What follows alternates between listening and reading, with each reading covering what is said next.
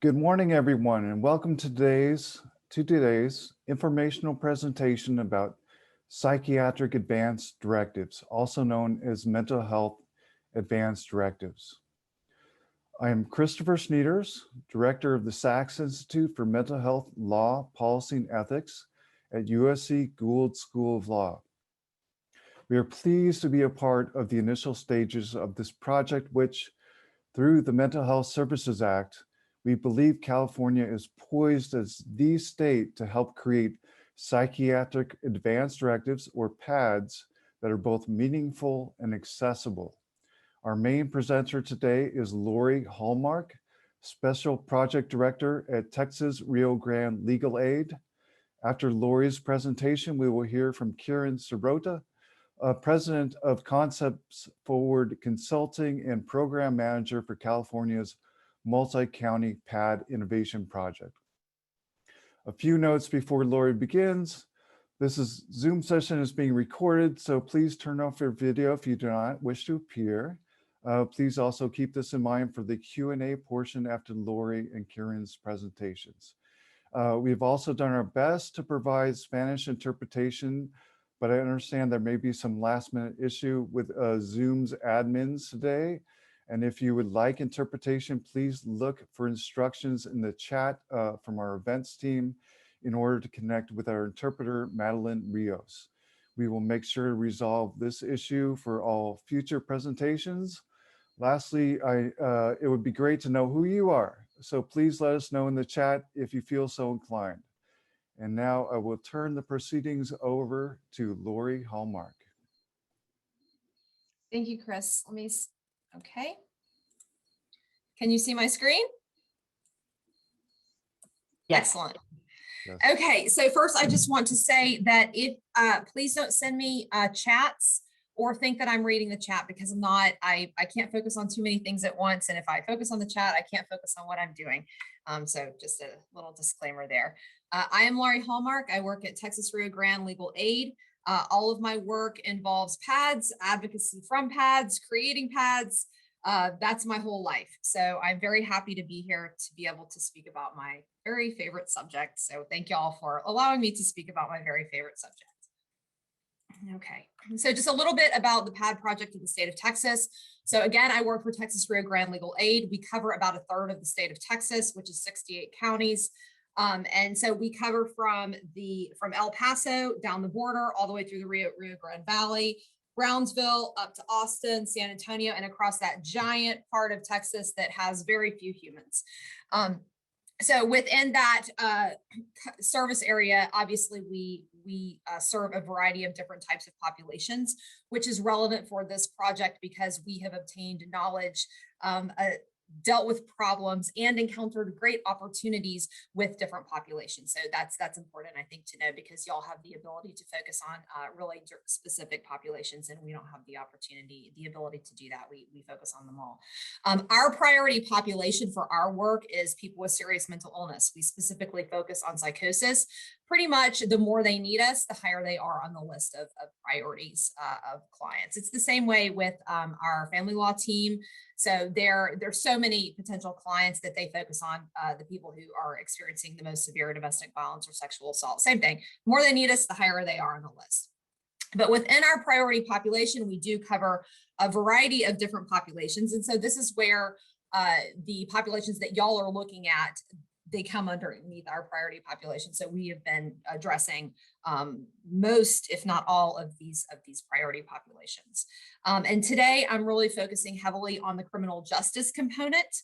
But one of the things that I am planning to do, either by video recordings or live and recorded, is to have a couple of informational sessions available within the next couple of months that are specifically focused on different populations and the opportunities that PADs provide within those different populations. So public defender clients, I've spent the first couple of years on this work, working directly with our public defender office or program.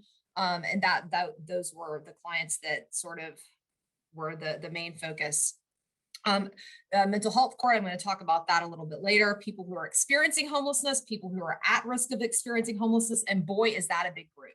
I mean, it is so easy to end up homeless. It's amazing. It's just shocking how easy it is. Veterans, we have a medical legal partnership.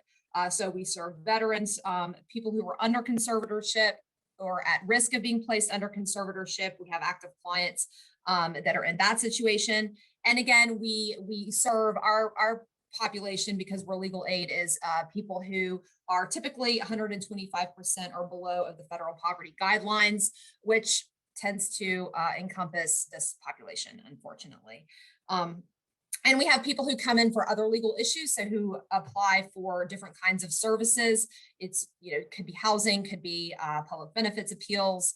And sometimes it's people who apply because they want to sue the government for spying on them, or that type of thing. And what that really gives us the opportunity to do is to help them in other ways. And then, of course, we have our special populations in the border region, the colonias and the farm workers, which does come into play, of course, with y'all. Okay, so what are they? I'm pretty sure everybody knows what they are, but just to kind of go back over it briefly. So the most important thing about PADS, I think, is without any is self-determination. I don't think that there's any component of PADS that is more important than self-determination. If it's not based on self-determination, it's really not a PAD, and it's not going to work. It's just not going to. So it's a self-determination based legal document. It enables people to prepare in advance of a crisis. Nobody wants to have a mental health crisis, but if I have mental health challenges, then, I know that it could happen. And so I want to go ahead and prepare in advance, maintain as much of my decision-making power as possible. My well self, or my well self, being able to make decisions in advance of my unwell self. So I still get to make the decisions, even if I'm having an event that makes it less likely that I will be able to make decisions. I've already made them. So that's really helpful. So preferences regarding medications and treatments. So someone can put down in their pad, what works for them, what doesn't. And I think that the idea of what helps and what makes things worse, that crosses many boundaries, right? So it's not just about medications. It's about all different kinds of ways that human beings encounter other human beings in the system, and what helps and what makes things worse. And so that's information that's just really critical. Identifying supporters and agents. Again, so if there's a decision-making issue that comes into play, I've already made a decision for who I want to make the decisions for me. And that's a tool to improve engagement with providers, community-based services, law enforcement, jails, crisis personnel, dealing with practical matters. So again, a preparation document, setting everything in place, so that if I have a mental health crisis, I have prepared in advance. And so the rest of my life is hopefully not going to fall apart. Physical, medical conditions, and additional sections. Okay, why? So many reasons. Okay. Recovery, self-determination. Again, we all know that recovery doesn't mean the elimination of mental health challenges. That's not what it means. It means I understand that there are challenges in my life, and I'm going to prepare in advance of those challenges. And so it's a critical component of recovery. It's a way to say, okay, you know what? I accept that bad things can happen, things can go awry, and I have made plans for that. And again, self-determination, it's the ability to be able to make decisions at a time when otherwise my decision-making abilities would be drastically reduced. Okay, coordination of care and coordination of information. So silos within systems and across systems. Within the system, within systems, what I'm talking about is, within the mental health system. So if somebody goes into a psychiatric hospital and then they come out and they go back into the community-based mental health services, oftentimes it's as if the person is a brand new human being, right? So they just start all over. They go into the hospital and then they come out and they start all over. We know there's all kinds of problems when it comes to coordination with not just information, but with like medication. It can be as detailed as that. And so this is a way that the PAD is really a way to provide a literal, on the page coordination of care. And then, of course, across systems, I'm talking about specifically here, the criminal justice system, and then every other part of the system, the civil side. So PADS become a way not only to communicate, a mechanism of communication within the mental health system, but also across systems. So we think about it, even if the different parts of the system were able to access each other's records, let's just pretend in a world that was super easy. You're still dealing with just thousands of pages of medical records. And not everybody perhaps enjoys going through medical records as much as I do. But there's a lot of information in medical records, and it's all over the place, and it's difficult to figure out, okay, what exactly is going on here and there. No one has time for that. What a PAD does is it takes the most relevant, important information from the human being and it condenses it into a usable form, and everybody sees the same information. So that is a real opportunity. It's a way for the essential information to be shared that would otherwise, even if across systems there was a way to do that would otherwise not be able to be shared because it's just too much. And here we go, the bridge between the criminal and the civil. When we're talking about the cycle of recidivism, it is so important, as y'all know, and as criminal justice reform really addresses and acknowledges that there needs to be a connection between the criminal side and the civil side. And that's what PADS can enable. Resources. This is one that our county hospital system drew to our attention, that a PAD would enable them to save resources, to maximize their resources. Because if somebody comes in and they don't know anything about them, or they can't find their records, or whatever the reason is, they don't know what will work and what will not work, what has been tried in the past, what has not been tried in the past. They just don't typically have that information. And so what they end up doing is they end up wasting time and resources on things that are not going to work. So our county hospital system here in Bexar County, which is San Antonio, this is one of the things that they were really excited about. Hey, we don't have to waste those resources and the time. Safety, if somebody is on, we had a PAD yesterday where the client, he gets an injection every month. And so it's important to know when that injection occurs. It's important to be able to provide the information to the hospital of, hey, guess what? I'm on this. It's in my system. I'm due for my next injection at this point. And by the way, I have this medication in my system. So, and again, with safety stuff, it's going to be to prevent cold turkey, going immediately off meds, prevent those negative interactions that could occur when the hospital, nobody knows what the person may be on. So that's all kinds of safety stuff. I always bring up the client that I have I was going through her records, and I found inside her records that she had been in a coma that was created by lithium toxicity, and no one knew it. And so she was on lithium at the time when I read this record, and it wasn't anybody's fault. It was that no one knew, and the PAD can help prevent that. And because the PAD is self-determination based, because it's based on what the person identifies that they want and need, it can change that relationship between the human being and the providers, that it's all becomes about, this is what you want, and this is what you're saying you want, and let's figure out how we can make that happen, instead of this is what I want for you or what I think you need. And it's a way for a voluntary engagement for additional services. This is especially, I think this is especially obvious when it comes to people who are unsheltered homeless.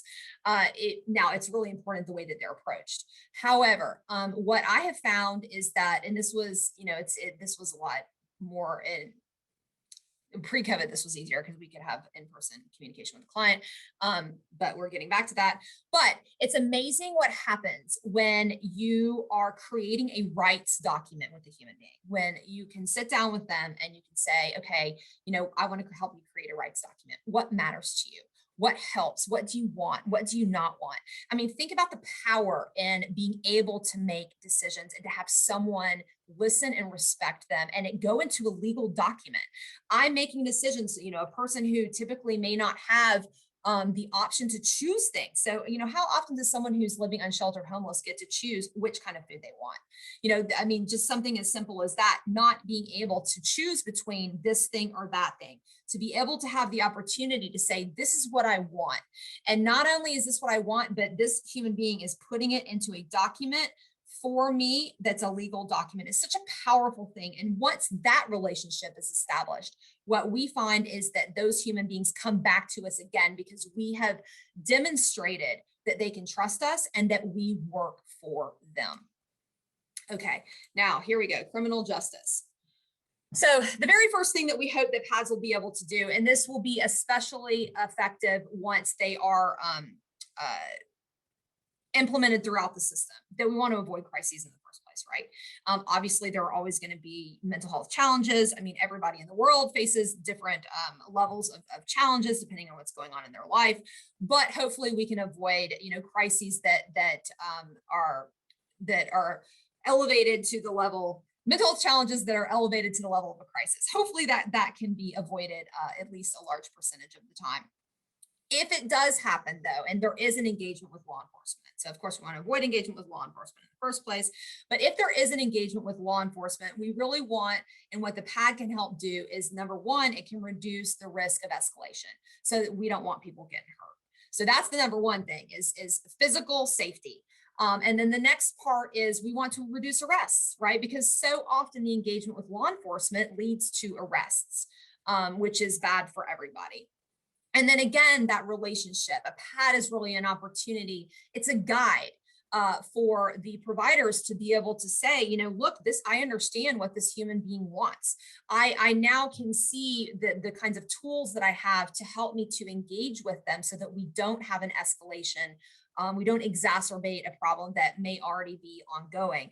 And that alone can change the dynamic of the relationship between law enforcement and the human being, so that if there is a next engagement, hopefully the perspective will have been altered. So let's say there is an arrest. Okay, so we hope to avoid the engagement. And then if we have the engagement, we hope to avoid the arrest. But now let's say there is an arrest. PADs are a way to reduce the entrance into the competency cycle, which we'll go over the section that enables that to occur. But as we know, and the competency cycle, just for clarification, when I say competency, I'm always referring to the criminal side. And if I say capacity, I'm referring to the civil. So that's the way that it is in the state of Texas. And I think it's helpful just to keep it separate so you know what I'm talking about. But so this is the competency cycle, right? Folks are sitting inside jails. They're waiting to be restored. This is a human rights problem. This is definitely an economic problem as well. It is expensive. It is expensive for people to sit. It is terrible for the human being, and it's expensive for the system when someone is sitting inside of a county jail for a really long time waiting to be restored. So I love it when human rights and economic concerns are aligned. I think that's always it's a good sign. Okay, and it provides jails with critical information so that within the jail, it can be the least bad that it can possibly be. Okay, so we've had arrest, the person is inside the jail. Now we have, there's also the potential to be able to do pretrial, to make individualized pretrial terms, probation terms of bond, all those kinds of things, so that you can have modifications rather than revocations, and we'll get into that. Okay, so the basic section options for a psychiatric advance directive. And I think that it's helpful to think of directives as either a menu or a buffet, where you have all of these options. There's all these section options, but you don't have to choose every section for every client, for every situation. It's going to vary. So if I'm sitting down with a client who is unsheltered homeless, and we're going to create a PAD, in that one sitting, I'm going to have different sections in the PAD than I would if, for example, our peers were able to have the luxury of having a longer term engagement with the client. These are not going to they're not going to include the same, they'll have some of the same sections, but one will have more. And so it can be really targeted. So I think of it like a buffet, and I think that that's helpful. Plus buffets are nice to think about anyway. Okay, so psychoactive medication, this section is going to be in every PAD. And what does this do? This is where the person says, these are the meds I'm on right now. These are the meds that I consent to. These are the ones that have worked in the past. And these are the meds that I don't want.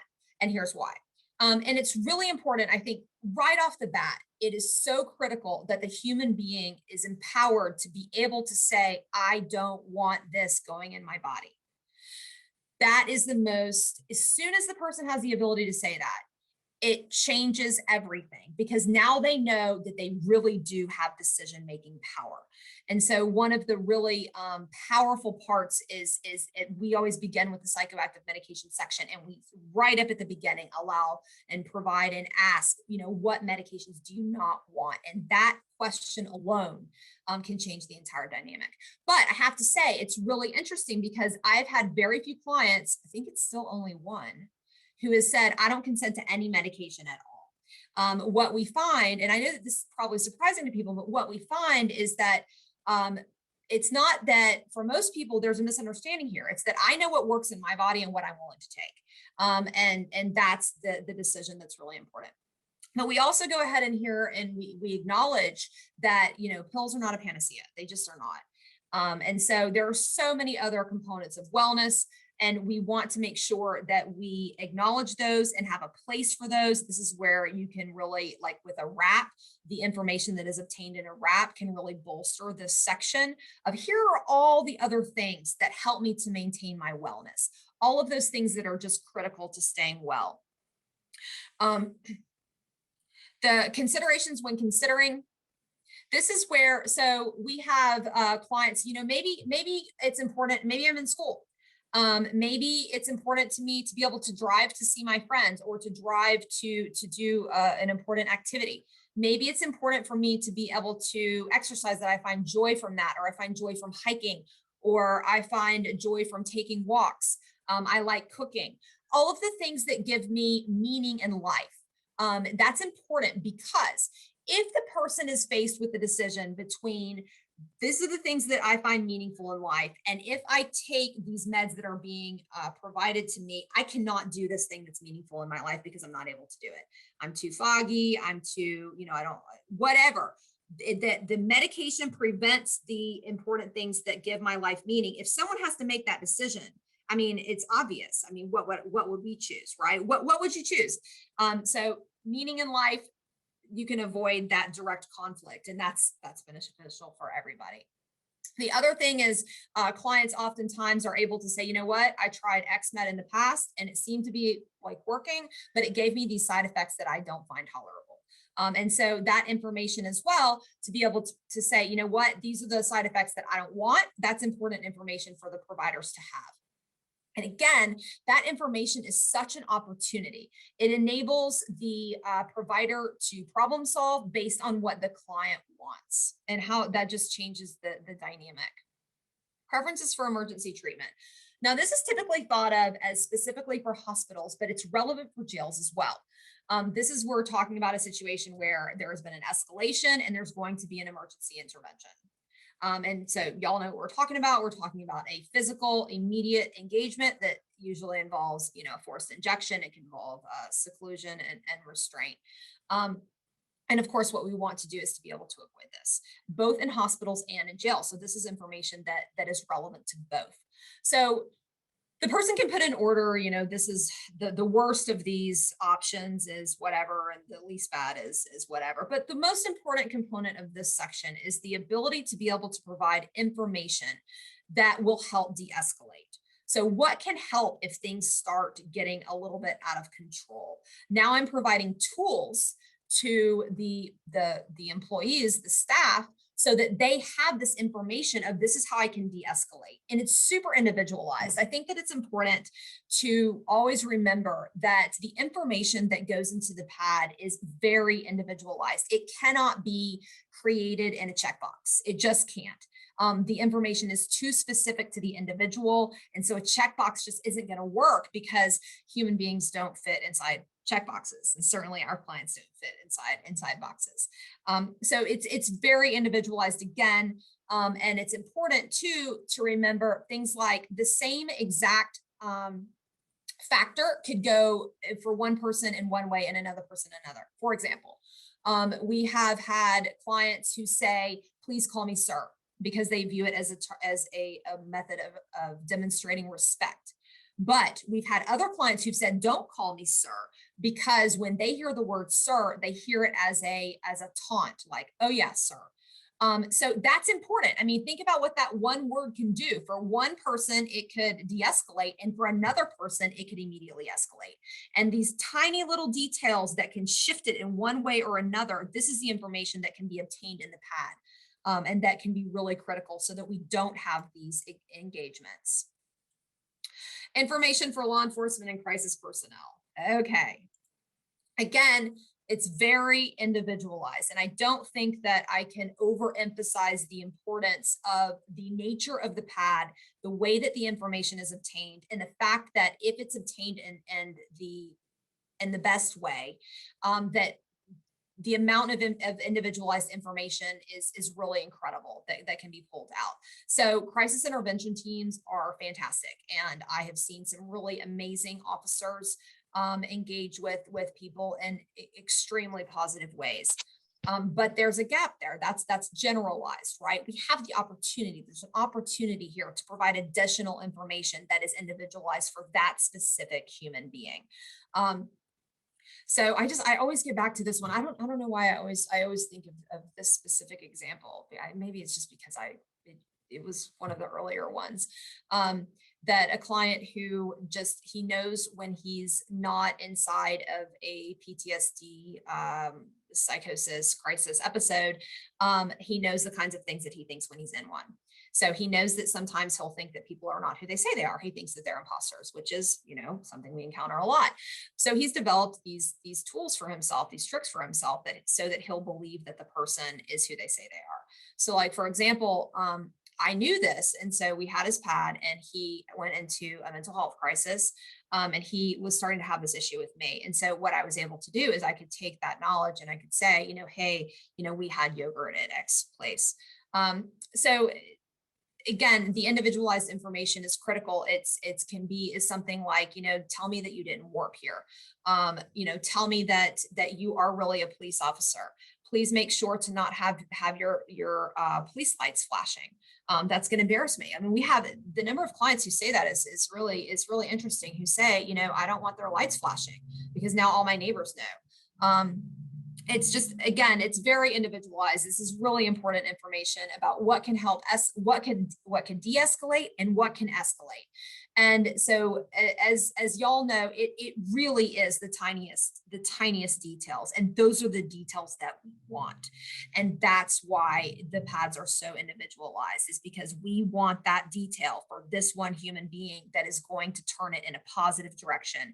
And we want the details that we know to avoid, because that's what's going to turn it in a negative direction. And they're very interesting.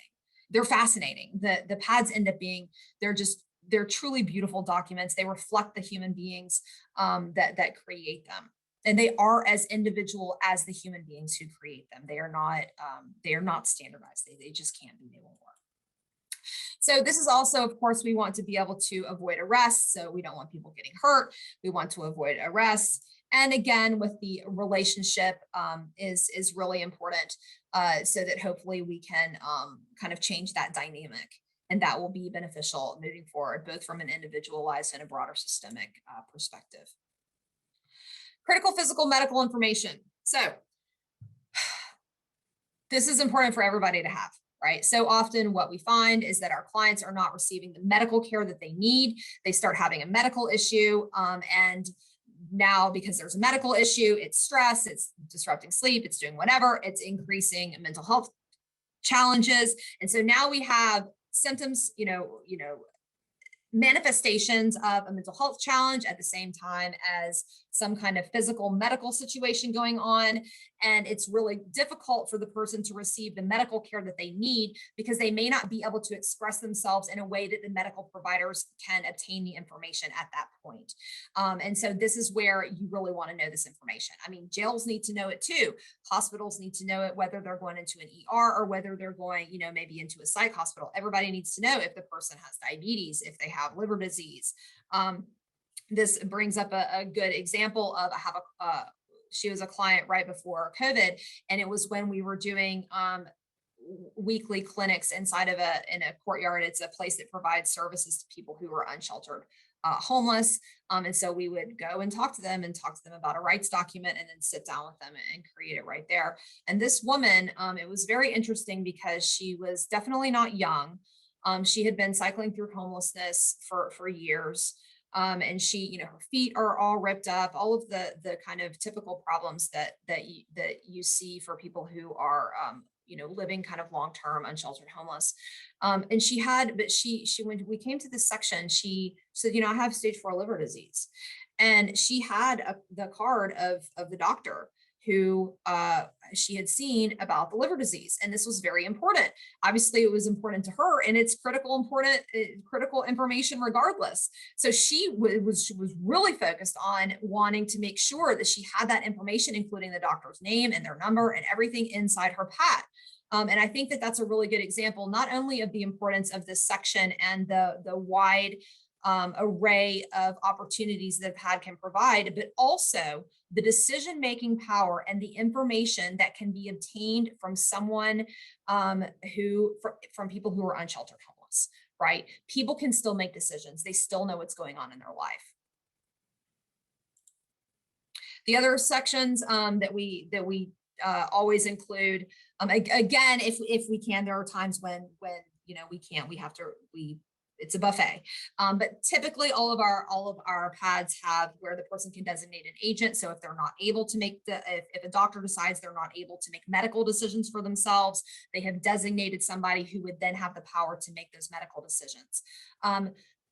We make sure that person has the pad so that they know, and this is another way to get pads into the system, so that if they're notified, then they know that they need to let the medical staff know that they have a pad, and now I'm the person who has I'm the agent to be able to make medical decisions.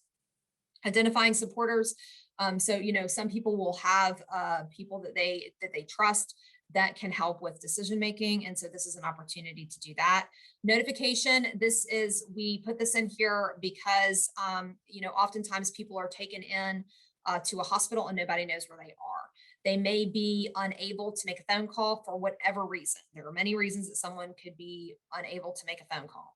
And so this is where we waive HIPAA for the purposes of notification only. So this person over here that I have designated can call in and find out where I am, or preferably the hospital will call them and let them know that I'm here, not tell them anything else. No medical information, nothing, only for notification. So we have that so that there is a connection with the outside, so people know where they are. Veteran status, really important. It wastes a lot of resources. It's for, you know, veterans end up in a civilian hospital. Now they have to be transferred. Hospital preferences can't always be respected, but sometimes it can. Practical matters. This is, you know, this is planning in advance, part of recovery, getting these things in order in advance. Who's going to pay my rent? Who's going to pay my bills? Who's going to take care of my animals? Who's going to water my plants? Who's going to get my mail? And how do we do that? And we break it down as detailed as possible. So when we are making a pad with a person, it's okay. Does that person know where your bills are? Do they know who to go to? And we make it as, you know, we plan it out very detailed so that we have that instruction there. So the idea is that, you know, if I have a pad and I end up in the hospital, this person that I've designated doesn't have to think. All they have to do is look at what I've already set out and what we've already talked about, and they can just follow the instructions. So they're not going, oh my gosh, my loved one is in the hospital, and now I have to figure out what am I going to do. They just have it's already planned out. Same thing with finances. I think this one is really important also from a recovery perspective, because I had a client who he had a fiduciary, but he was having he has some leeway with his fiduciary. And so what he wanted to do in his pad was create kind of rules and a structure for the fiduciary, so that when he started to have mental health challenges, certain provisions would go into place. But you don't even have to have a fiduciary for this to be beneficial, right? I can go ahead and set objective standards. If X, Y, and Z occurs, then I have designated this person over here to be able to have access to my bank accounts or whatever. So that you can set that in advance, so that a problem with finances doesn't end up being a reason to lose rights because you've already prepared for it, because we acknowledge that serious mental illness is not static. Employment, again, I have a job, with just this one, the one we did yesterday. He has a job. He wants to make sure that he doesn't lose his job if he has an issue. This is where you can initiate family medical leave, all different kinds of things that can be addressed in advance when it comes to employment. Same thing with education. We don't want people all of a sudden, now they've failed out of school because of a mental health crisis. They've got student loans. If they're a veteran, they're losing their assistance. We just avoid it in the first place. Now, probation and attorney. So this is where we have a client. He is in a mental health crisis. He goes into a hospital, and now guess what? He's not checking in with probation. Nobody knows where he is. Or he's having a mental health crisis, and maybe in the course of that crisis, he uses. So something happens. It's very important that we make arrangements in advance for someone to notify probation and allow them to know, hey, guess what? My client is not coming in, not because he doesn't want to show up or abide by his terms of probation. He's not coming in because he can't. He's either inside a mental health crisis outside of a hospital, or he's inside of a mental health crisis in the hospital, or whatever is going on.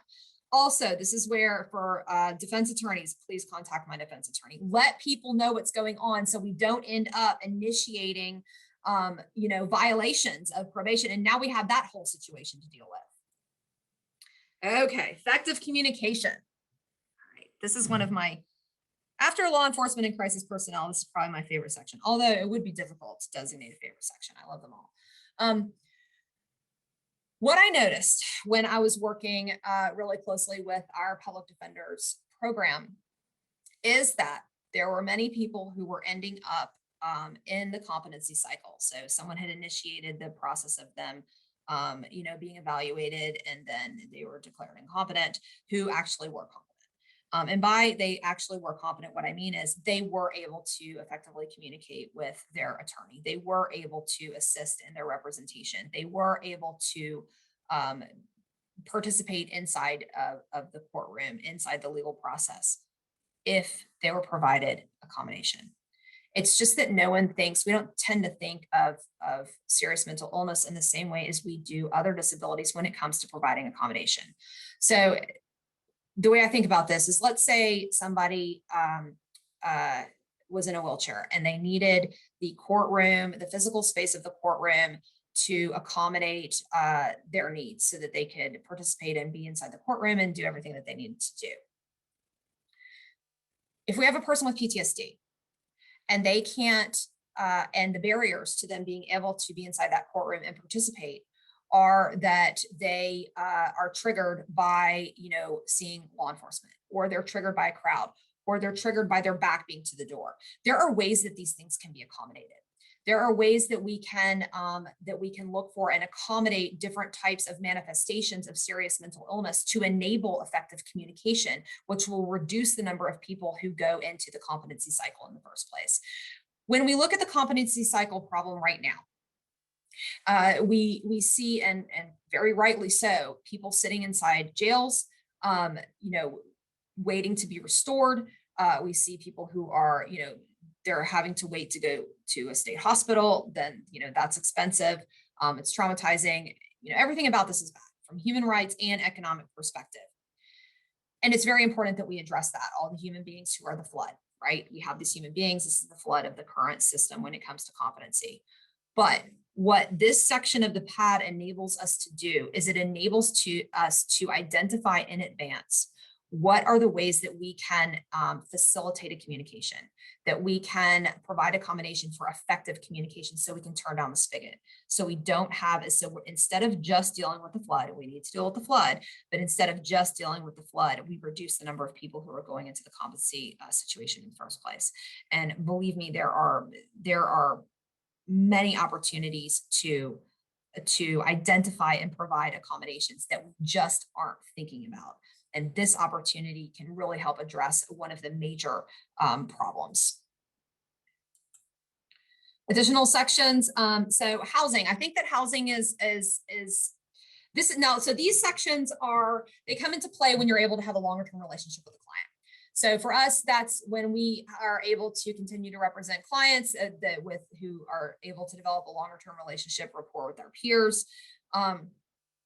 So that you have to have a longer term relationship to be able to create these sections. But if you do, these are really important sections that open up all kinds of opportunities to address the cycle of recidivism. So for example, with housing, it's the same thing when it comes to effective communication. You can really look at what are the accommodations, what are the very specialized accommodations that this human being needs based on the reason that they are having problems with housing. So I always give this example because I just think it so clearly illustrates the opportunity here. Client, new people, ground floor apartment, there's an apartment above her, new people move in, they walk around at night, she can hear it, it's disrupting her sleep, she starts having problems, she starts yelling at the neighbors, now she's got an issue with the landlord, and we're starting to deal with an eviction issue. What is actually the problem here? If you have the ability to develop the rapport with the client, you can tease it out and you can kind of do a, let's backtrack and figure out exactly what has happened. And we're able to identify, okay, well, the problem is there's a noise of people walking around upstairs at night. It's waking her up. It's keeping her awake. It's affecting her sleep, which is affecting her mood, which is resulting in these, unfortunate interpersonal engagements, which are leading to the problem with the landlord. Now we know that. So what can we do? We can ask for the accommodation that she needs, which is pretty simple, right? It's let's move her to another apartment that doesn't have this noise of the people walking above. But we wouldn't know that information if we didn't have the ability to develop that relationship with her and to be able to problem solve in that way and to put it inside the pad so that then the pad itself can function as the foundation for that advocacy that she needs. This also comes into play when it comes to supported housing. So for example, many of our clients end up with conflict with their landlords because of communication issues. So again, we're back to communication. But what will happen here is just a good example. We have somebody who there's a repair that needs to be made inside their apartment. Okay, everybody knows that there's a repair that needs to be made. The client wants the repair to be made. The problem is that the apartment has to send in maintenance to make the repair. Okay, so but now that's where the crux is. This can be the problem, because if the apartment's trying to send in maintenance folks and they haven't, there can be all these kinds of issues of who's going to come in, when are they going to come in, is anyone else going to come with them, all of those types of things that need to be addressed in advance that are the accommodation is a part of that. So that now there's not an issue of, well, they're not letting us in, we can't fix this problem, and now we start to have an eviction issue. So that's really what the housing component can really provide that opportunity. It's also, when I say that it's really easy to lose housing, for example, we have a client who she held over, so she stayed beyond her lease, which, she has basically no defenses because it's Texas and that's just the deal. They're allowed to just not renew the lease. But what this means is that she can lose her housing voucher, because now she's at risk of losing her housing voucher, because in order to maintain her housing voucher, she has to be able to have a current lease. She doesn't have a current lease. So now it's like we're dealing with spinning plates. So now it's like, okay, well, can we hold off on the eviction? Can we put them off long enough so that we can address the issue with the housing authority, get a little bit of time from them to find another place that she can live that will take the voucher so she doesn't lose her housing voucher. And then hopefully the landlord will agree to just allow her to move out. We see this all the time. It's like spending, there's no way that clients can navigate all of that. But this is what the advocacy that these additional sections enable. Same thing with education and employment. It's exactly the same thing. What are the accommodations? Let's pin it down. With employment, this can really come into play with vocational rehabilitation as well. This is just, it's a guide, a compass, a map for integration. Trauma triggers, when we can, we put those in there. Again, there are sections for pretrial diversion, bond, and probation terms, and a manifestation toolkit. This can encompass anything as wide-ranging as, these are the things that I know start to happen when I'm at risk of suicide. These are the tools that I know can work. This is what I want people to do to help me. These are the things that start to happen when I know that I'm at risk of using.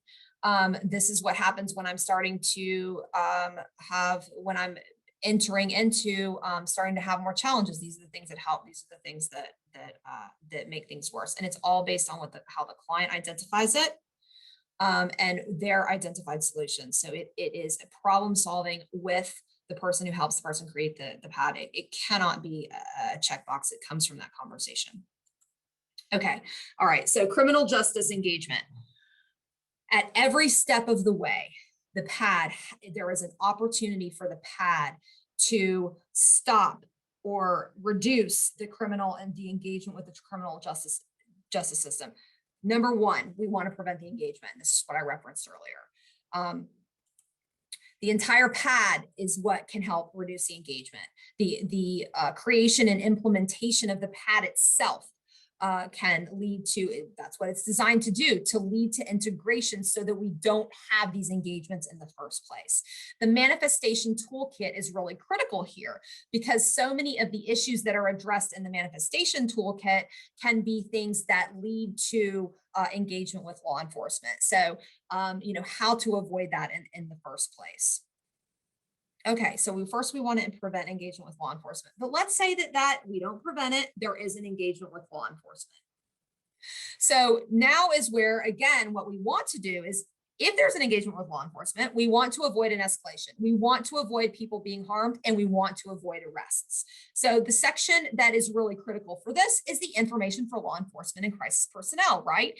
Because now the law enforcement, if there is a law enforcement engagement with a human being, they know, in addition to the crisis intervention training that I have, which is all fantastic and essential, I know all of these different things about this human being. I have a way to connect with them on an individual basis because I have this information about them. And so that alone can help avoid the escalation and avoid the arrest. But again, I cannot overemphasize the criticalness of the individualized information.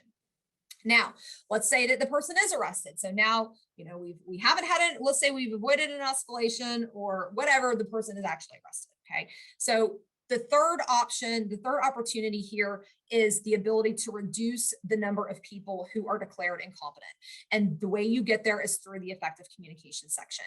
This is again, where you problem solve with the client. What helps with communication? What can make things worse? If you're in a courtroom, what do you need so that you can focus? So often what I see is that the most well-meaning lawyers, we forget how everybody we all forget how much we know, right? And so we have our own little focus and we know so much about it that we forget how much we know. And so it becomes really challenging when you're dealing, of course, with a criminal justice charges, and none of that is uncomplicated, right? And so just communication regardless with all of that kind of stuff is difficult. So the lawyer really needs to be empowered to have that information so that they are able to engage with the client, so that the client can participate in their court proceedings, so that we reduce the number of people who are entering the competency cycle. And that one is really important. There's a real opportunity here that can help from a human rights and from an economic perspective, because again, we know this is expensive. Pretrial diversion. Okay, so we have a current client who is almost certainly about to have, he's going into pretrial diversion. And so we have worked on, in this particular situation, the pretrial diversion terms tend to be standardized.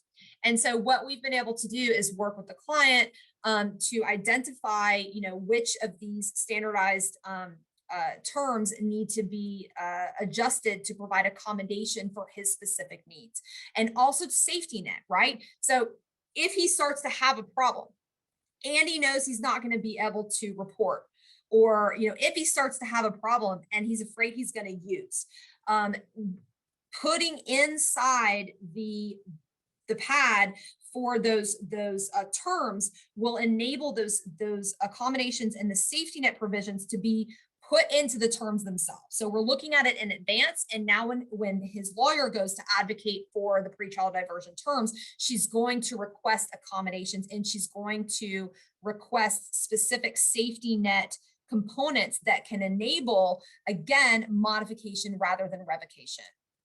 Mental health courts. Okay, so we have, I think that it's the first mental health court that is hired a peer. It may not be, but I think so. But anyway, the judge, he's really great. He totally gets it that it's self-determination based. And so what we've been able to do with them is we trained the peer, we've trained the defense attorney, and the sections specifically that are really important for the mental health courts are the practical matters, right? Because we want to make sure that someone notifies the attorney in probation. And then also because they can have the longer term relationship with the client, the housing, education, employment, and the manifestation toolkit. Okay, so jail, again, the preferences for emergency treatment. This is where we want to provide tools so that those emergency interventions do not take place or are used as little as possible because they're bad for everybody. Jails also need to know about what psychoactive medications the client is on, and they need to know about critical physical medical conditions. So all of these sections are important for if the person does end up in jail. Probation is very similar to pretrial diversion. We want people to be able to succeed in probation, and we have these failures. And I think that part of the reason that occurs is that there is no built-in way inside those terms for both accommodations and the safety net, because that's how you enable that crossover between the criminal and the civil. You can identify, okay, this person is starting to have problems. Let's take care of this in advance and go ahead and see if we can modify these terms over here so we don't end up in a situation where now we're dealing with violations of probation and we're looking at revocation instead of modification. And again, better for the human being and better for the balance sheet too. And reentry, it's very obvious. You can see now why a pad is such an important tool that can really help with effective and successful reentry, because you can base the assists on what the person has identified. Okay, so the outreach and creation, the method for both of these is critical. It needs to be targeted and intentional. It cannot be passive. The obtaining clients for a pad is easy, but it's also really hard. It's really easy as soon as you know what all the pitfalls are. But all the pitfalls, you don't want to fall in those first. We've fallen in them. So the active engagement is really critical. It requires the one-on-one, let me explain to you what this is, and why it will help you, and that it actually is self-determination based. In person is best.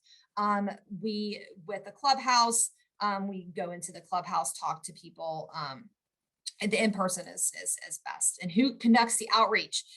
This is one of the most important things, both within outreach as well as within the pad creation.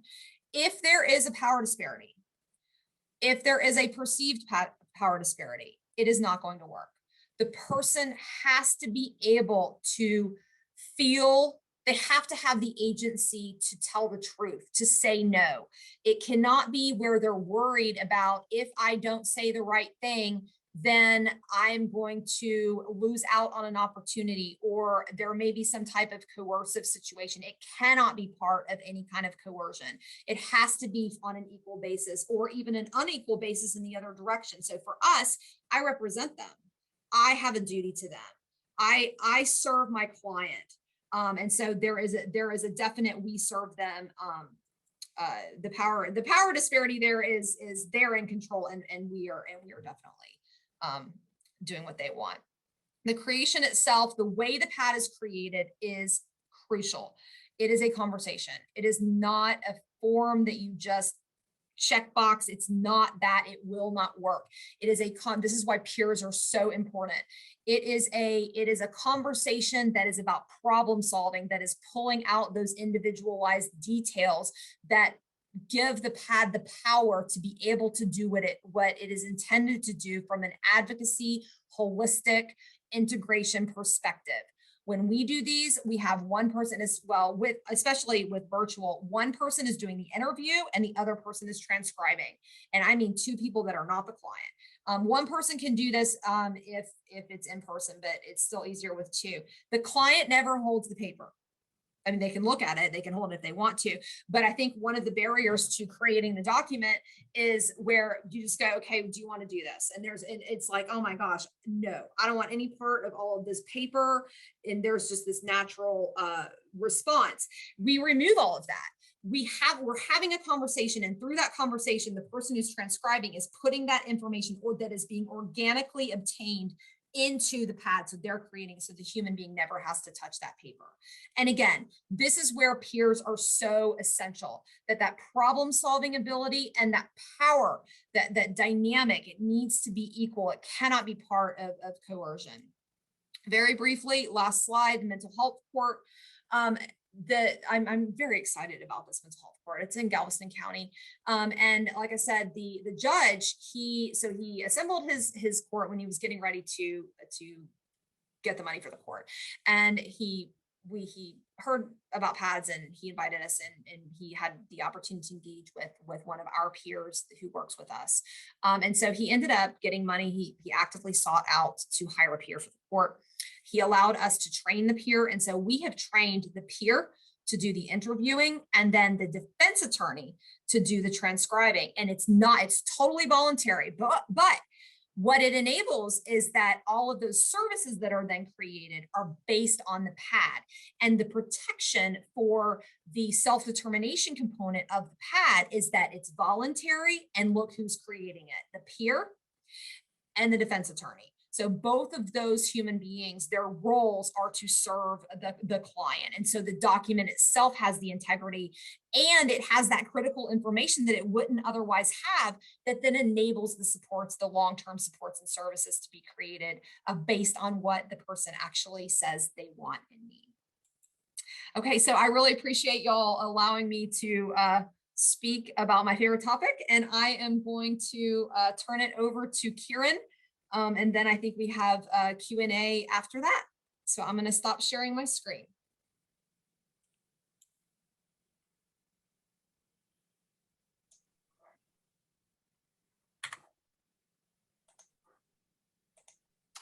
I'm going to share my screen. Okay. I think I've got this down finally. Usually you guys get to see everything on my desktop. Good morning. Thank you so much for that, Lori. I learn something new every single time that you present.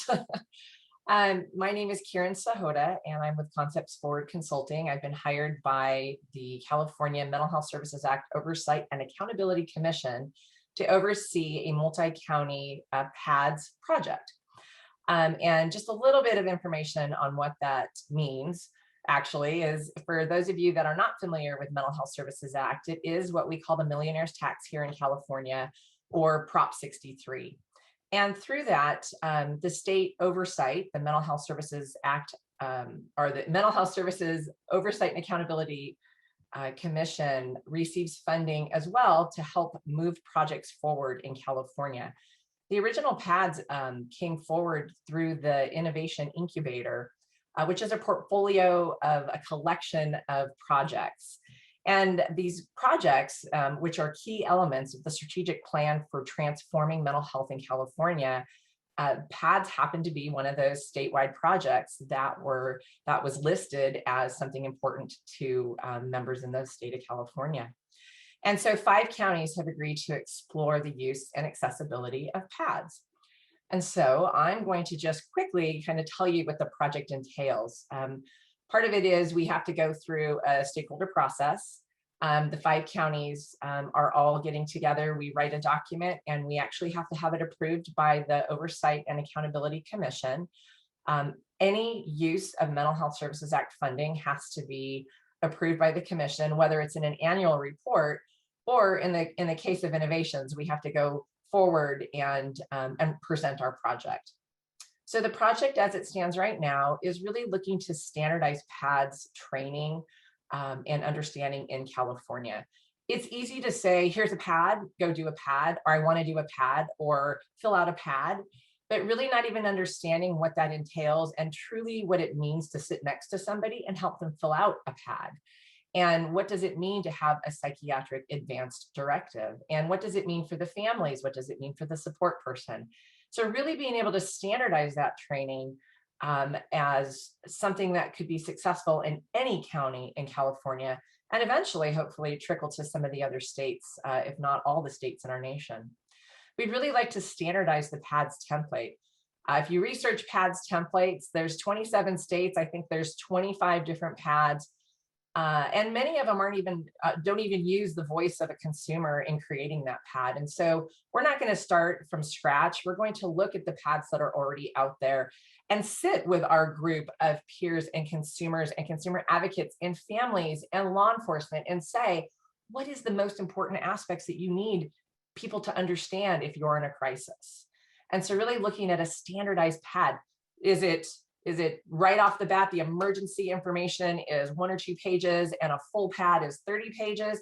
I mean, these are things which are great with innovations, is that you can really spend time with the community and spend time with the stakeholders to really understand what is the need, not just to grab a PAD from another state. We really want to standardize basically what we call a training toolkit, where it would be housed. We'd really like to utilize, the counties utilize CalMesa, which is a joint powers authority.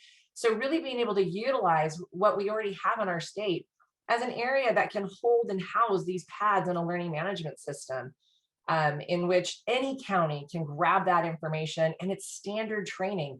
So whether you're in Orange County or Fresno County or Shasta County, a PAD means the same.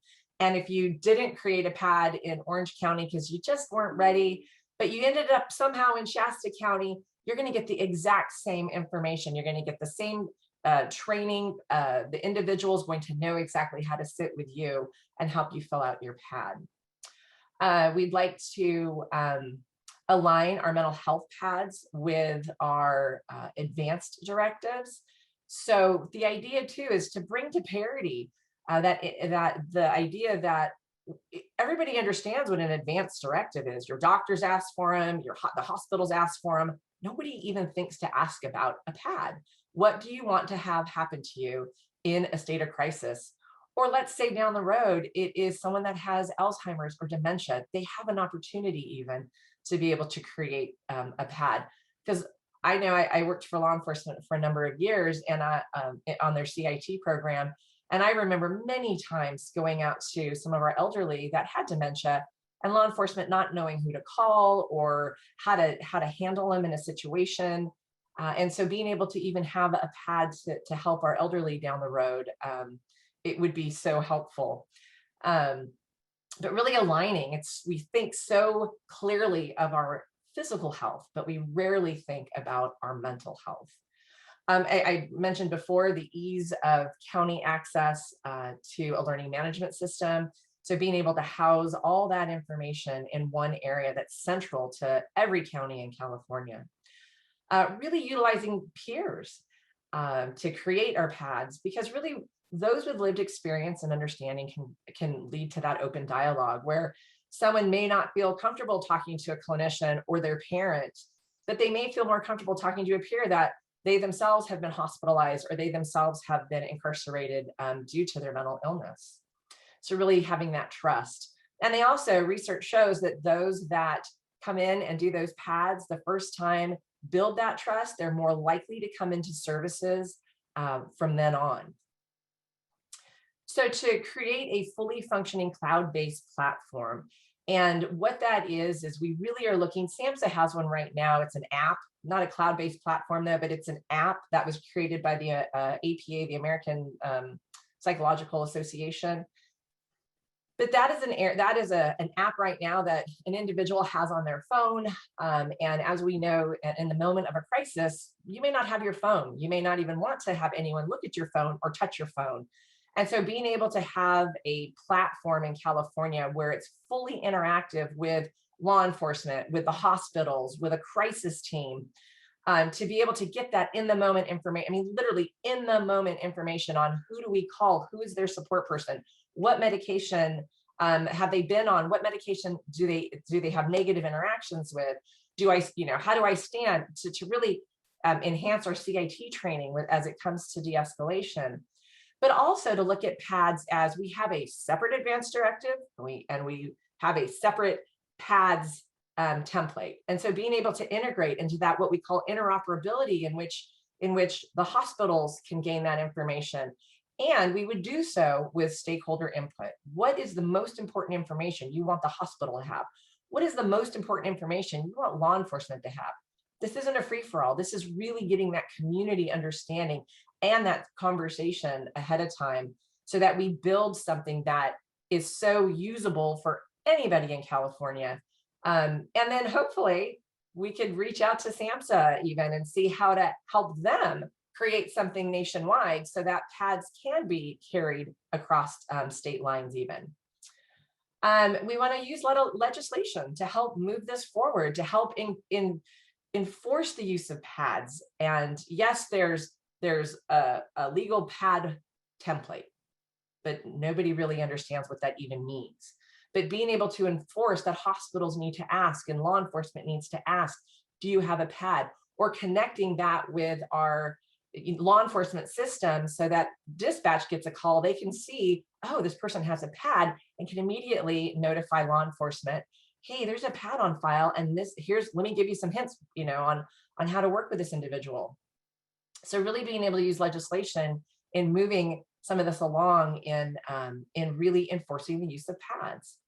And then to be outcomes driven, to evaluate the process along the way, to interview our peers, to interview our consumers, to interview our family members, to be able to say, what's not working? What do we need to change? Because really that's the great thing about innovations is we get to be able to pivot to make things better. And so that's the gist of what we really want to look at as we look at this project going forward. We are looking at it as a 4-year project. And as I said, I mean, I've heard and read emails recently about how, oh, it's just easy, just get a pad. But that's been the fundamental failure of psychiatric advanced directives, not only in the nation, but if you look at England, France, Germany, Australia, Canada, you look at some of the PADS information that's out there in other countries as well. The one fundamental flaw is the lack of understanding. Actually, that's not one, because I'm going to give you 3. Lack of understanding, the lack of really training, and so that there's a consistency, and the lack of access. If you give a 19-page document to someone and say, carry this around with you, or give it to your support person, and there's no one else that has access to it, it has made it very difficult for other countries and even for those of us in the United States to be able to access those pads. And so this truly is an opportunity to change the mental health system, and to be able to tie in and really look at whole person care, because that's the direction that our state is going. And truly, when we look at ourselves, we would want our whole person to be taken care of. And that's partly what this innovation project will be looking at. And with that, we are opening up to questions right now. And if you don't mind, I'm going to pass a SurveyMonkey survey in the chat right now. And if you take a moment to fill it out, we sure would appreciate it, because this gives us ideas too on, as we move forward, what groups to include, what information is missing. But I just want to thank you for your time today. And I will stop sharing my screen.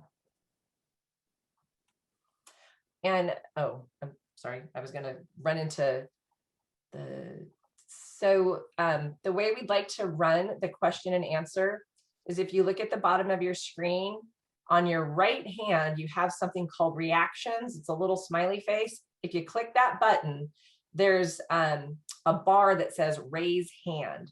And if you click that, it moves you to the top of our list so that we can see who has questions.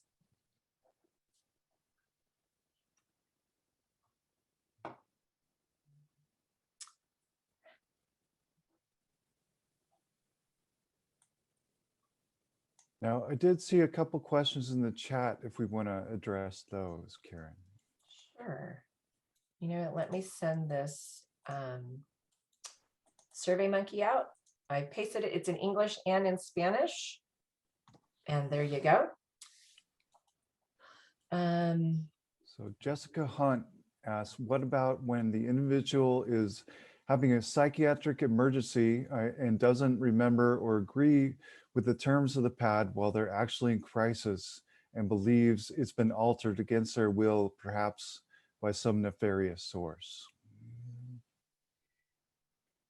So the pad here, and as far as I'm aware, this is the standard, is you cannot revoke the pad unless you have capacity, right? So if you are in a crisis, you cannot revoke your pad. However, you are still supposed to be able to make decisions. So if you're able to make decisions, then providers are supposed to, ask and allow the human being to make the decisions. But the human being cannot just revoke the pad if they're inside of a mental health crisis. What about, I mean, can you hear me? Mhm.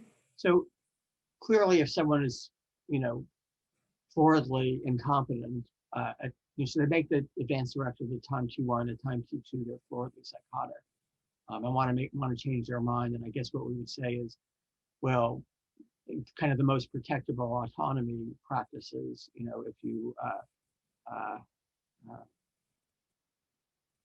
we should give you what you wanted if competent. So we know what that is because they actually wrote it down. But what if at time T2 they're not incompetent, but they're impaired?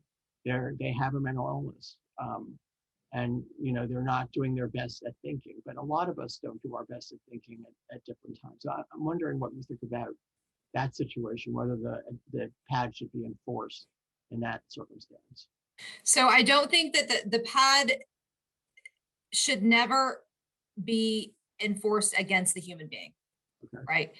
The enforcement should come to the system, right? If it's enforced, the system needs to comply with what the human being is saying they want, not that the pad functions as a mechanism to force the human being to comply with what the system wants, or even what they said in their pad. What I have had one encounter with this where I had a client who was in the hospital and they were trying to convince him to take a medication that he had identified in his pad that he was willing to take. And he was like, I don't want any part of this, all this. So, but what I did was, and this may not work with everybody, but with him, I sat down with him with his pad and he remembered creating it. And it was him talking to himself, right? He remembered it was his document. It has his signatures on it. He knew because it was what his words were that he put it in there. And so once he saw that, he said, okay, I see that. And he was willing to go on the medication that I previously identified. But yeah, the enforcement component is to force the system to comply with the human being, not the other way around. And the providers are still supposed to talk to the person, and let them make decisions if they're still able to make decisions. It's the antithesis of force. I have a quick question. Sometimes we get mental health patients that are, let's say, pretty impaired, and sometimes the doctors here feel that they're not, they don't have capacity to fill out a pad. So what's your recommendation when that happens? So are you talking about inside of a hospital? No, I'm talking about outpatient clients. Oh, well, I mean, typically it's not going to be the doctor who's, I strongly recommend it's not the doctor who helps the person with the pad. So it's, and people can make decisions about many different things. Sometimes I may be able to express what my wishes are with some things better than others.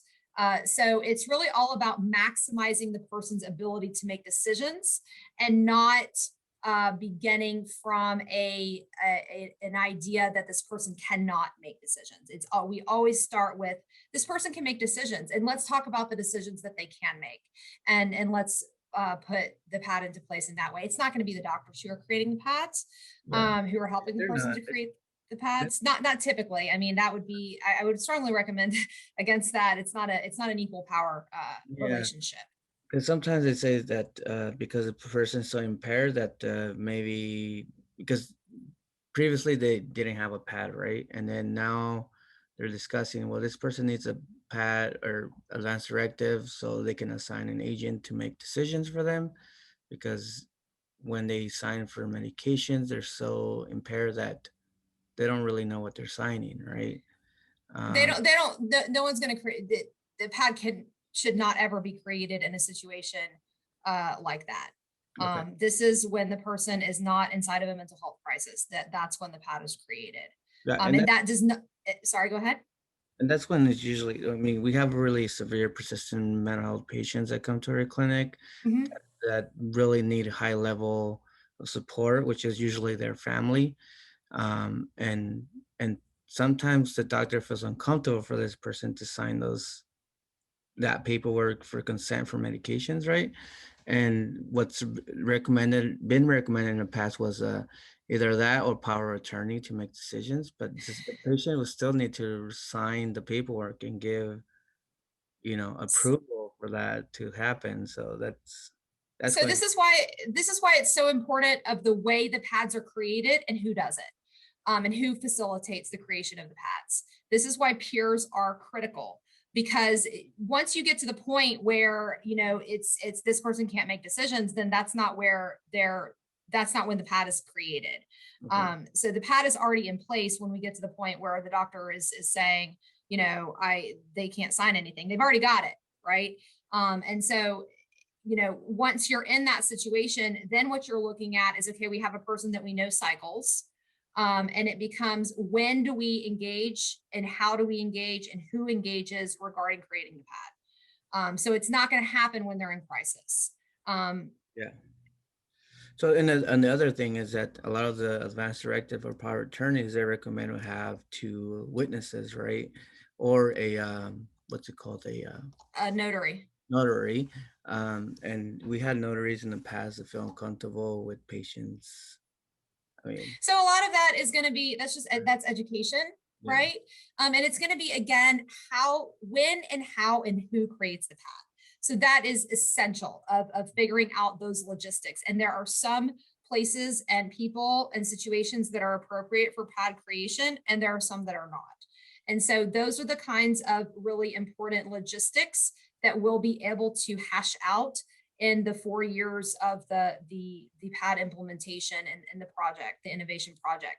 So I think that you are really asking great questions that get to the heart of the different considerations that have to be addressed when implementing it. And let me just add to that, Lori, is as we look at a 4-year project, it isn't 4 years of discussion.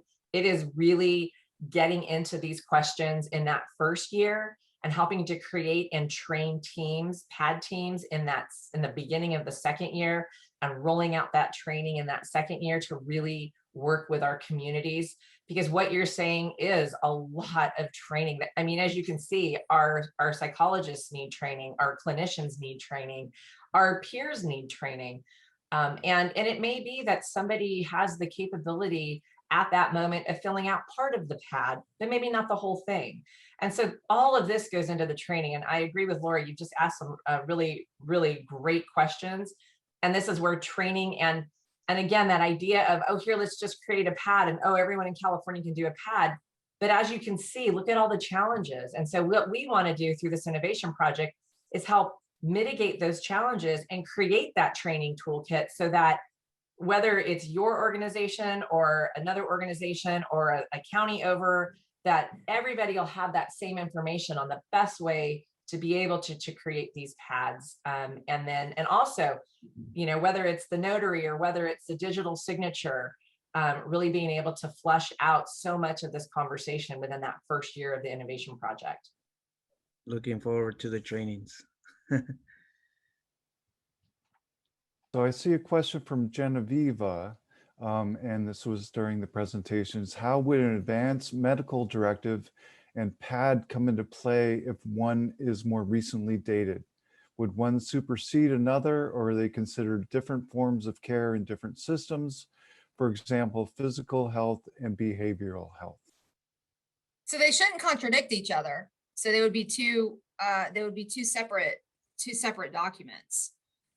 So one would be addressing the psychiatric component, and one would be addressing, the medical stuff of, if this bad thing happens to me physically, that these are my decisions. So I'm not sure if does that answer the question? Well, and Lori, it also goes into the aspect of, as we look at a data platform, is being able to create that whole person care. And, you know, as we look at the interfacing, it could be advanced directive, it could be psychiatric advanced directive, and it's you click on a button and you can fill out information. And so the idea of creating this innovation project and being able to look at this data platform, and that data platform, or that PADS platform, will be up and running probably by year 3 of this project. But to be able to give hospitals access for the medical side, or your doctor access for the medical side, but they also need to know what psychiatric medicine you might be on, because you don't want those interactions if you have diabetes or heart trouble, or so many different other aspects that can happen. So it currently, they really are separate, but we are really looking at the whole person in this project. And we would love to be able to somehow integrate so that it is one stop and you don't have to worry about it, but you'd be able to get your information and update it.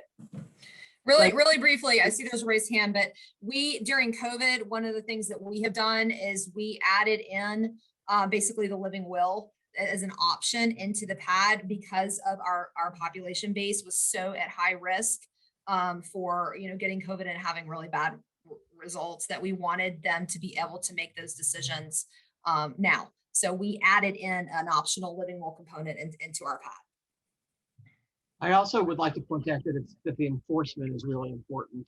I have kind of a personal story. I was being interviewed, or whatever the word would be, to have some kind of procedure at a medical hospital, and the interviewer said, "Do you have an advanced directive?" And I said yes. And she didn't ask where it was, how she could find it, what did it say. She just checked off a box. So there's, you know, even if we've got these products, we have to get people to buy in and really do them. Yes, so Charla Rowe had a question. Hi, yes. So I just want to say thanks. This was a great presentation. I've been in QI and I've been a mental health clinician for a long time. Really never got training on any of this advanced directives or psychiatric advanced directives. Like, we don't get any training on this. So I'm really excited. My question is for Kieran would you be willing to share which 5 counties? I work for a county and I'm sure we're not one of them. But if I can, you know, reach out and kind of push this forward up the chain, then maybe my county could kind of join in. So currently we have a great mix of counties. Actually, with the 5 counties, we have Orange County and Fresno County, which are our large counties. We have Monterey County, which is a medium county, and we have Shasta and Mariposa, which are small counties. So we are happy to have any other counties come on board. You're welcome to contact me at any time, or you want to put in the chat what county you're from. I'm happy to get you the information. Yeah, I'm actually from Humboldt County, and I'm actually just a QI clinician. Okay. But I've worked in a few other counties in different roles. So I'm actually sitting on because some of the other people who wanted to be here weren't able, you know, get double booked. So took a lot of notes. I'll be passing it on. But yeah, I'd love to get it. So we'd love to have you on board.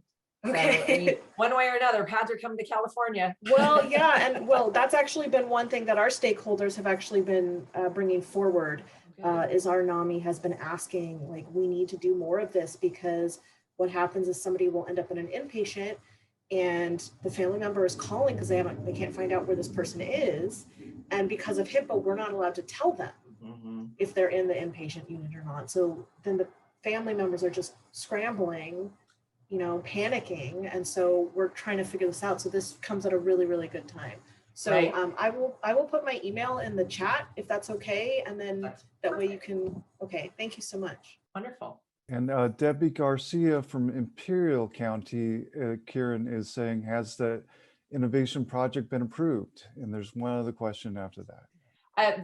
So this is again part of the Innovations Incubator. So it was approved as a project as part of the Innovations Incubator, and then Fresno had their aspect approved in 2019, and then was waiting as more counties came on board. And then when I was brought on board, we are now full steam ahead. We will be presenting in front of the OAC in May for the final.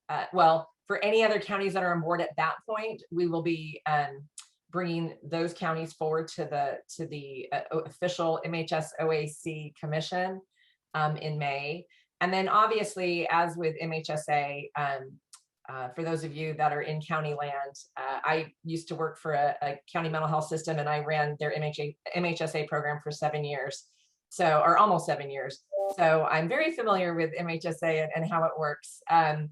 So if you needed to be able to get on board, after July, it's easy to do. I write the final document and you just add an appendix to it. And so I would give you the template of what you would need for that appendix. Very easy for counties.